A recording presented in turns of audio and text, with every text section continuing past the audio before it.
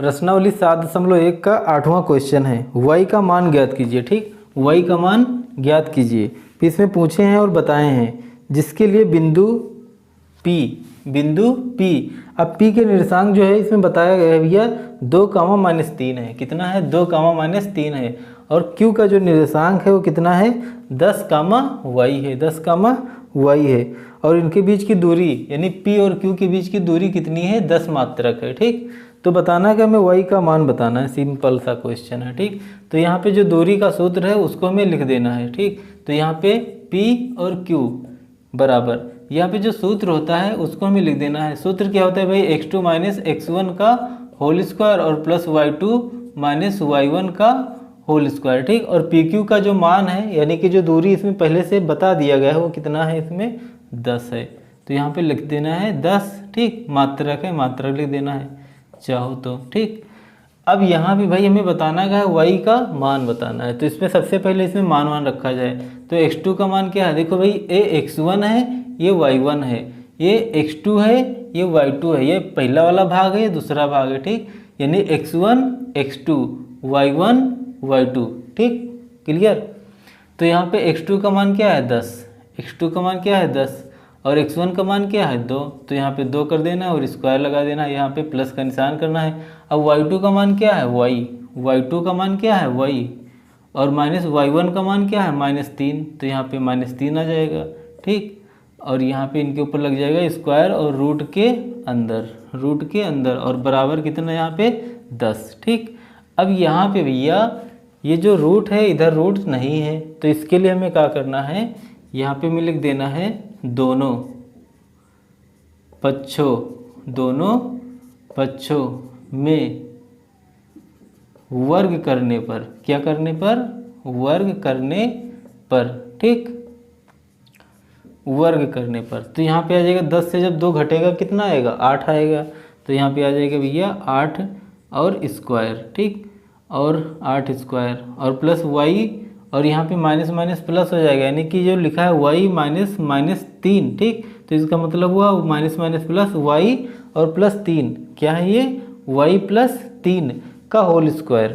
देख लेंगे आप, y + 3 का होल स्क्वायर। ठीक, और यहाँ पे जो रूट है और बराबर यहाँ पे दोनों पक्षों में वर्ग लगा रहे हैं ना, तो इधर भी वर्ग हो जाएगा यानी कि स्क्वायर लगेगा और यहाँ भी स्क्वायर लग जाएगा।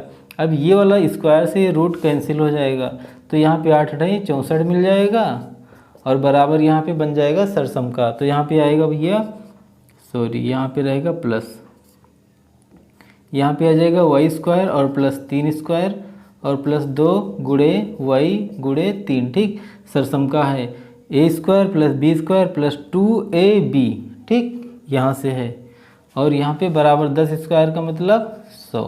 10 स्क्वायर का मतलब 100। ठीक, अब यहाँ पे 64 है और y² है, इनको सबसे पहले मानक रूप में भी लिखते जाएंगे। तो y² है ना, तो y² लिख देना है और प्लस यहाँ पे 3 दूनी 6y, कितना? 6y, और यहाँ पे प्लस, यहाँ पे कितना है? 64 और प्लस 3 × 9, और ये जो 100 इधर है ना, इसको ले आना है अंदर, तो इधर आ जाएगा -100 बराबर 0। अब यहाँ पे आएगा भाई y² और प्लस 6 और y, और इनको जोड़ा जाए 9 × 4 = 13, कितना? 73, कितना? 73, और माइनस कितना? 100 और बराबर कितना? 0। ठीक, अब 100 से 73 घटा देना है। ठीक, लेकिन है क्या? माइनस जो है 100 में है, यानी कि जो 100 है वो माइनस में है और 73 है प्लस में है। ठीक, लेकिन हम 100 घटा देंगे, 100 से 73 घटा देंगे और माइनस में लिख देंगे। तो यहाँ पे आएगा y² और प्लस 6y, और यहाँ पे माइनस में 100 से 73 घटा के कितना आएगा?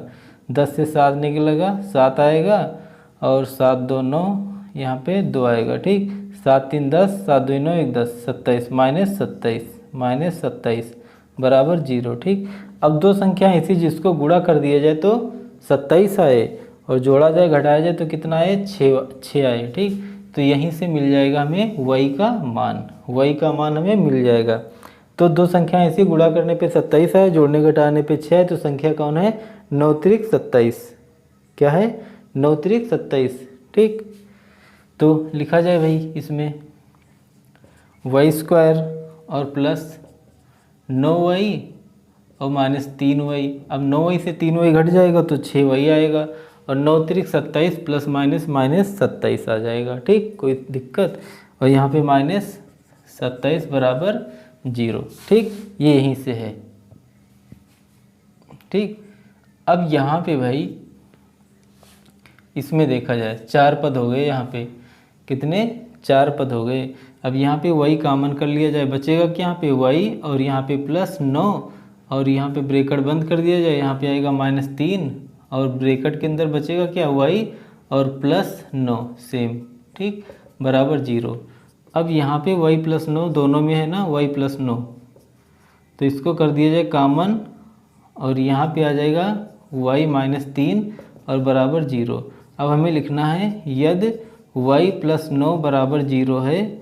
ठीक, तो 9 जो है चला जाएगा पक्षांतरण में, यानी कि तब y बराबर क्या -9।